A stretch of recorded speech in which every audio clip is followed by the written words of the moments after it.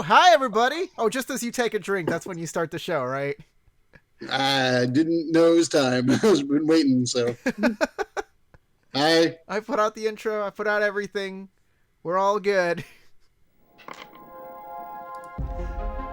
So, I would like to welcome everybody. Welcome everybody to Gaining Experience, the show where we talk about role-playing games. I'm Corey, the truly evil Nerd. Bob, and over there is Howard, the RPG. He is the role-playing guru.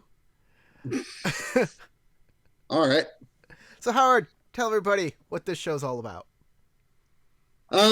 Today I think we're going to talk about possible rewards, all the different ways that you can reward your players for playing the game, whether it be killing the monsters or solving the plot, figuring out your mystery and whatever else there is to do during game, and how do you reward them to make them keep doing it.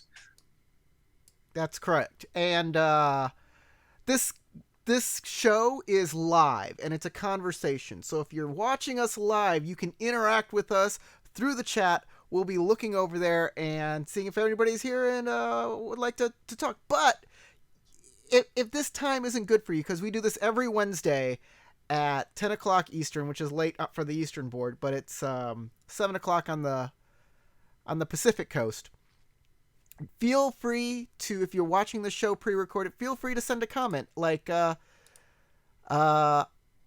this guy I am and isn't says he Oh, wish yeah. he could have participated last week, but 10 p.m. is a little too late for him. But that's okay, because we take comments too. We do everything. Yeah, Uh, please let us know what you're thinking. right. But before we get to our main topic, we like to loosen things up, get the creative juices flowing with a game I call I did not see that coming, with the worst graphic I've ever made.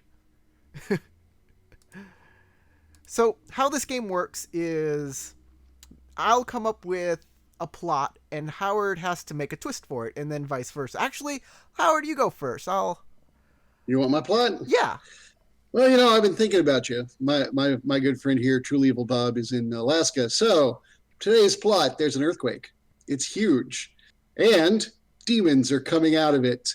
They're taking over the land. They're ravaging the land. They're killing the livestock, killing the people. Running for office, and then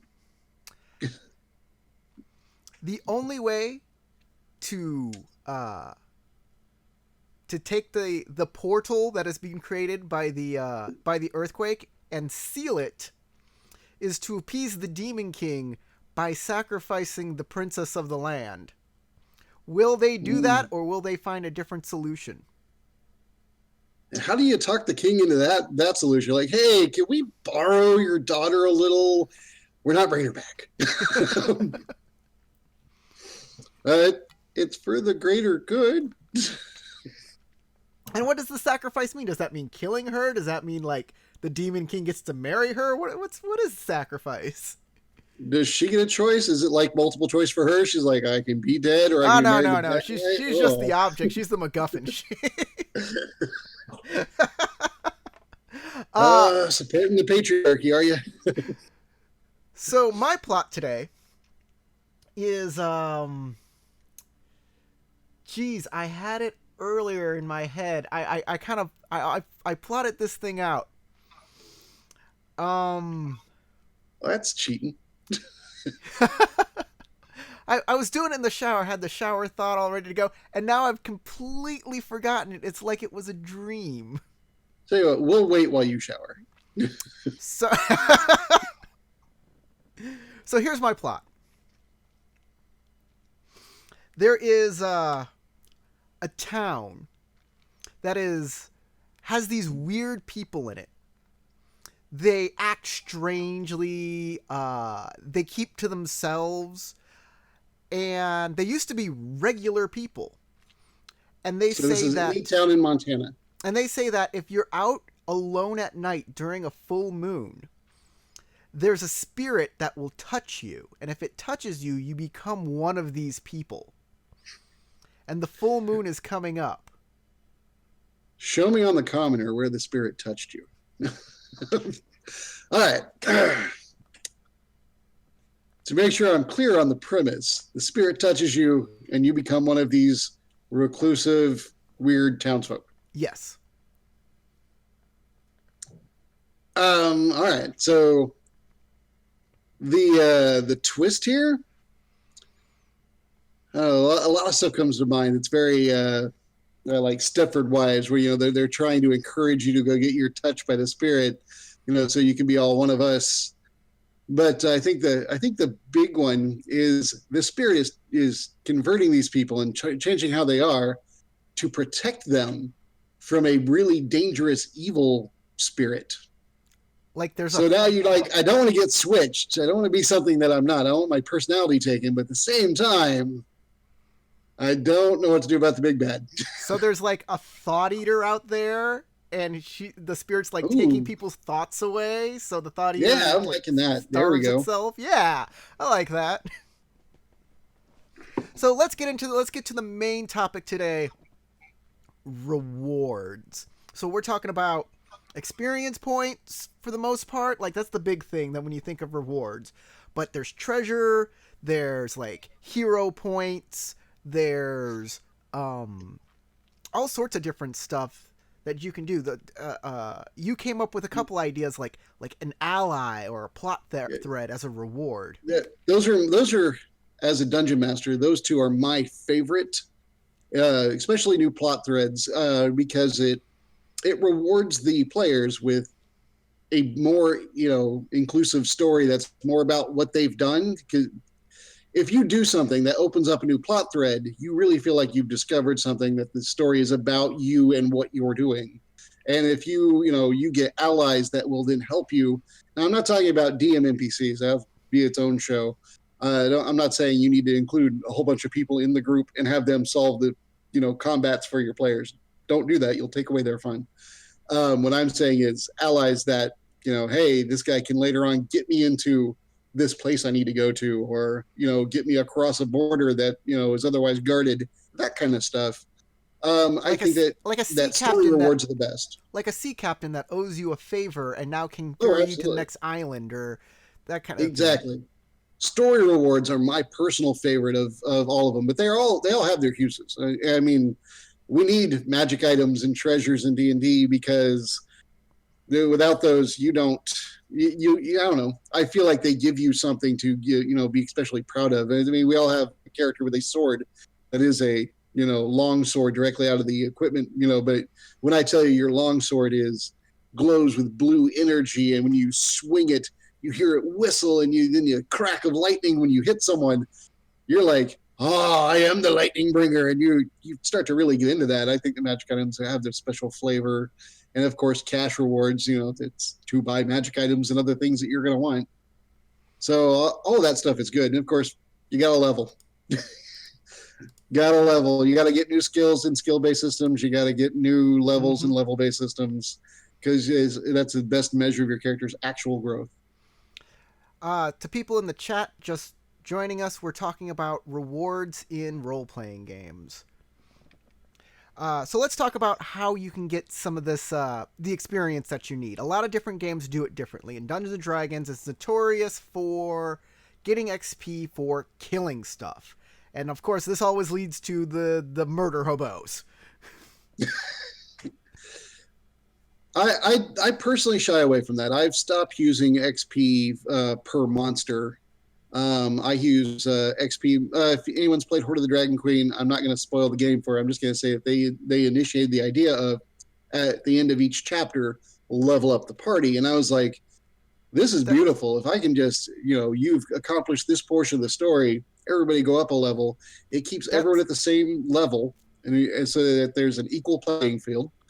And then on top of that, it makes it so that there's no special reward for murdering things, so they don't feel a weird let's kill everything. That gives them the option of, hey, we could talk to this. We could just move around it and not encounter those things at all. They're not hurting anybody. They're just goblins in a cave. Who cares? That the way of getting XP just for completing chapters or leveling up for completing a chapter. Now this chapter is a 4th level in chapter. That's actually in the Dungeon Master's Guide for 5th edition. So I know. I read it first in Horde of the Dragon Queen. That's my point of reference. There's 3 ways to get XP, or 3 suggestions on how the DM can give out XP. 1 is for monsters, 2 is for milestones, and I kind of like that. You can get minor milestones for hitting little plot points in the story and continuing the story forward, and major milestones for doing something epic or big or completing an arc or something like that. And I like giving out XP for doing things rather than just playing the story. Like, oh, after X amount of time, you get X amount of XP. I like it for like, oh, you've done something that's meaningful in the world, you get milestone XP. I really like that better than the just everybody's the same level because everybody is because I have to have it balanced for the game. I see what you're saying, and I can appreciate that. For me, though, the reason having it balanced in that manner, your character just died. Now, how are we going to bring in your new guy? Are you going to be level 1? Are you going to be the same level as the group? Because then the guy who's lagging is now behind the brand new person. Or are you going to be the same level as the lowest guy or just below him? Because there's this thing that's super hard to ever catch up, especially in D&D. The XP system doesn't really have a good way to catch up. So I mean, you're not going to until they hit 20 and stop. The new L5R book, the new L5R game that just came out from Fantasy Flight Games, in there it says you give out XP, you can give out 1 XP per hour of play. So it just basically says you get XP for playing. No matter what happens, what's going on, you just get, you showed up and you're here and you're getting XP because of that. I'm not in favor of that concept, but I want to throw this out here, devil's advocate, I suppose, or something. Rewarding people for showing up is not the worst idea. Because a lot of times, one of the hardest things you can get people to do is show up on a regular basis at a regular time. Everybody has conflicting schedules. People are like, yeah, I could play this. Or, you know what? I just got Assassin's Creed Odyssey. It's awesome. I'm going to check this out tonight. But if you're like, well, I could, or I could go there and get the XP that I want so my character can level, and then I can always play Assassin's Creed tomorrow. Showing up is a big deal. And that I get it. I've played games. Yeah. We played in a LARP that, you got XP for showing up. And it was important. We're like, man, we need to get there because we're never going to get these big powers that we want if we don't show up more. That does lead to some players not playing until they feel that they're powerful enough. They sit back and they do nothing in the game. That is very true. I remember that happening so often. They were like super quiet. We thought they didn't even care. And then all of a sudden they're like, I'm going to run this city. What happened? Once they hit their power level that they want, then they start getting their big boy pants on. It's sort of like if you've ever played any of those video games, they're like really cheap games. I think they're called IO, or the IO games, where you're like a snake or a big dot and you're just kind of floating around. You see other people's snakes and dots and you just roll over them and encompass them and you become bigger. When you're first starting, you find a corner and you hide and you just look for little pellets to eat so you can keep growing until you're a size that you're like, all right, now I'm ready to go sail out into the world and start fighting these guys. So, SR2 Joker wants to ask about spending experience in games like L5R or other skill-based systems. When you get XP, do you think it's better to have people like train in that area when they say like, oh, I want to increase my horsemanship or my guns or my whatever? Do you just let them do it? Or do you have to say, well, you really haven't been using that skill? Or even more, you need to find a trainer to train you in that. This is a conversation you have to have with your players. Because I've made this error because I have played with people that are like, look for every way they can to get every XP they can. They like the idea of trainers because I had a game that I ran where it said in the rules, if you found someone that could train you, you got a 10% discount in the price of each skill you wanted to raise if you had a trainer for that skill. So I went out of my way to make sure there were trainers for everything they might want that were available if they role played. And they were like, this whole game's going to be shopping. We're going to walk around. We're going to look for trainers. And we're going to look for gear. And that's all we're doing. And I'm like, oh, they're not having any fun at all. I screwed this up. But I know people that, I had gained with other people that would have been mad if I hadn't included it. So honestly, I think the answer is check with your players, see what their favorite parts of the game are, and let them know. And it might not be bad to try it out with them. And if they're clearly not having fun, don't do that again. By the way, on L5R, because the new game came out, I am trying to put a game together for this channel on it.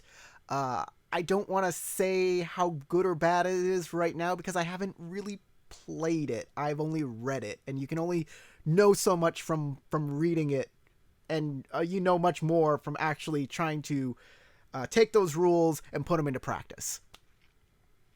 Let's talk about speaking of training and that kind of stuff. 7C had hero points that if you didn't spend them, like hero points you could like add to your roll or re-roll a roll, but if you didn't spend them at the end of the adventure or the end of the story in the first edition of the game, they were converted to XP. Also in Numenera,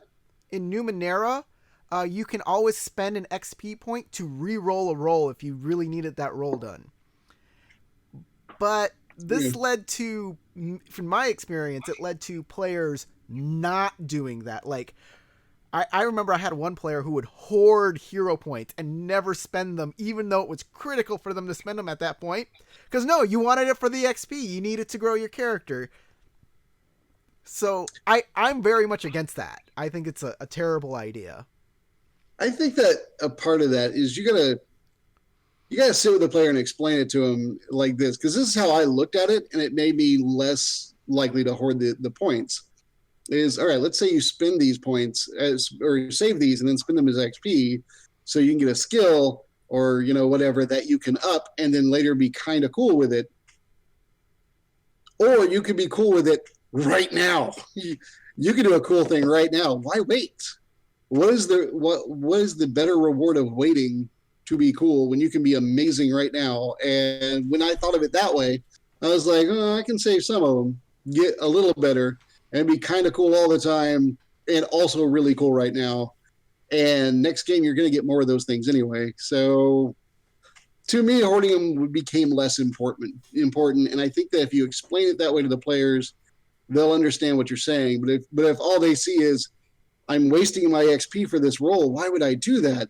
They're not thinking straight, and you gotta help them out. Yeah. But if it's a consistent problem, if all your players are doing it, then maybe it's not the best XP system for y'all. Hi, Crystal. Yeah, Crystal came home. Yay, Crystal. So now I'm off track here.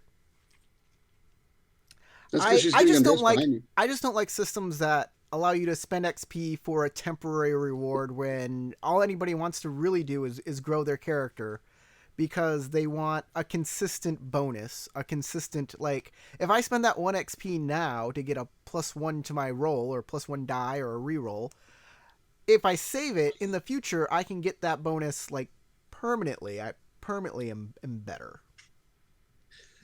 I see the logic of what you're saying. And like I say, it probably works for some better than others. It worked out fine for me, but I have gained with plenty of people that, didn't ever spend them.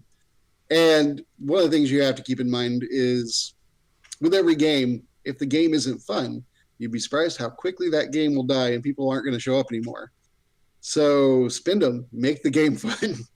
Because a game where everybody hoards, their stuff and gets their, behinds handed to them by the NPCs, meh, and you're going to stop showing up, and all those points you hoarded aren't going to get spent.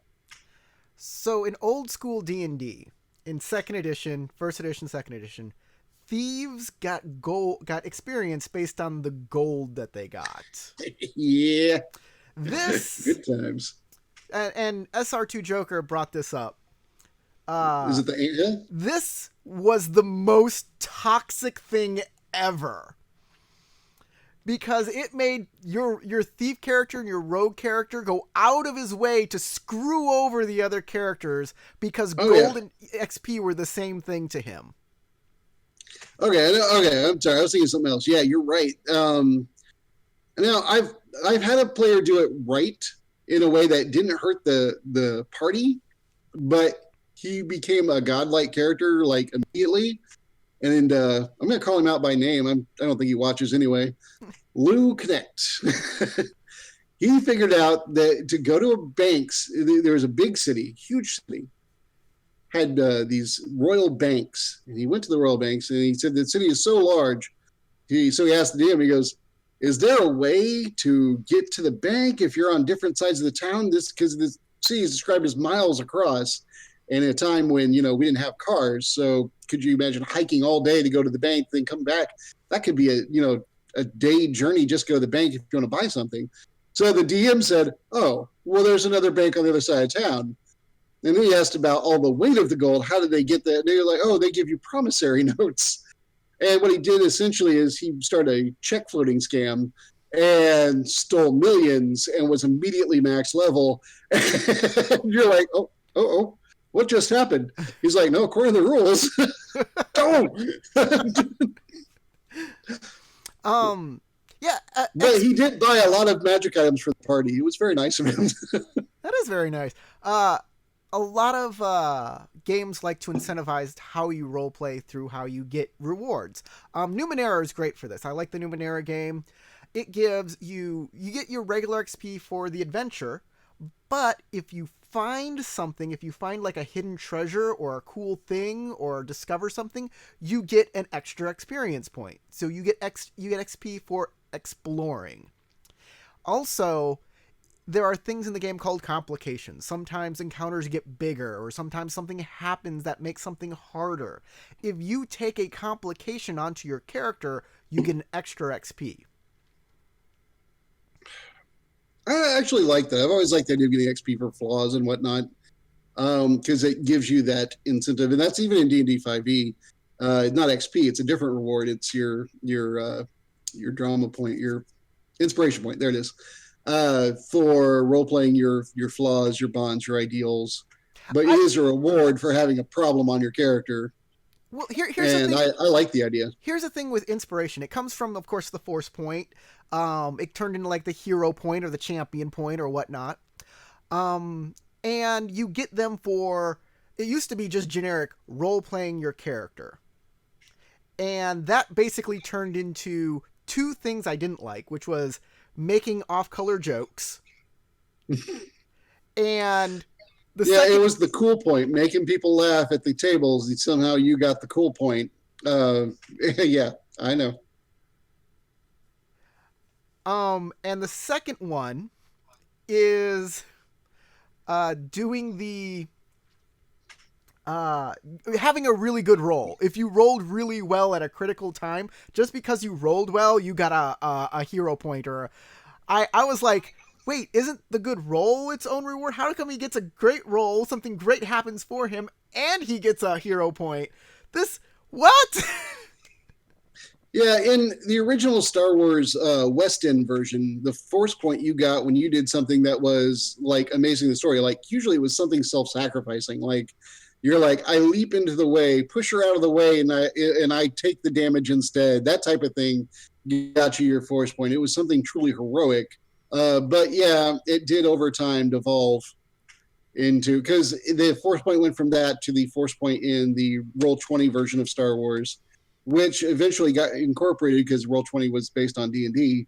So it's no shock that D&D players learned it, and then eventually got in the developers' eyes, and they got kept in and became a D&D thing.